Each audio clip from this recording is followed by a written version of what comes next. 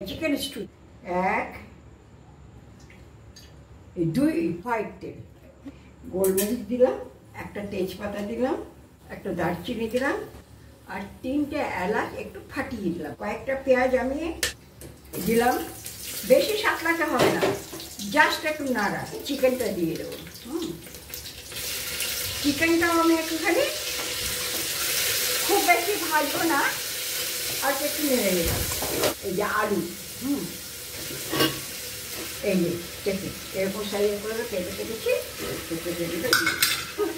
রসুনও দিয়ে দেবো, একটু আদা গ্রেট করা, সেই আদা গ্রেট করাটা দিয়ে দিলাম। হ্যাঁ, আর কাঁচা লঙ্কা চিড়ে দিয়ে দেবো। হ্যাঁ, আচ্ছা, আর আমি দুটো গোটা পেঁয়াজ দিলাম, এই গোটা পেঁয়াজটা খেতে খুব ভালো লাগে।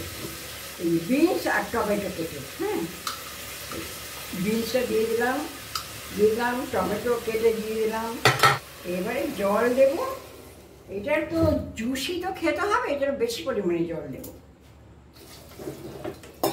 এর মধ্যে এবার একটু নুন দিয়ে দেবো, কাঁচা লঙ্কাটা চিড়ে দিয়ে দেবো, একটা সিটি দেবো।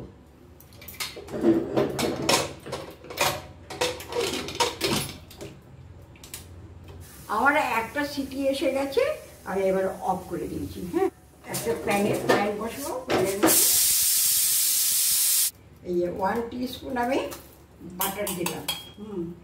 বাটারের মধ্যে কটা গোলমরিচ দিয়ে দেবো, বাটার যেন খুব গরম না হয়ে যায়। এইবারে আমি দিচ্ছি ক্যাপসিকাম। এইবারে যে আমি ক্যাপসিকামটা ভেজেছিলাম সেটা দিয়ে দিলাম। 1/2 টিস্পুন চিনি দিয়ে দিলাম,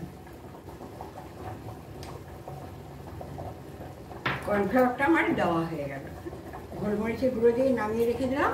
এই যে আমার চিকেন স্টুটা রেডি। হ্যাঁ, আপনাদের সামনে এনে দেখাচ্ছি, চিকেন স্টুটা একদম রেডি।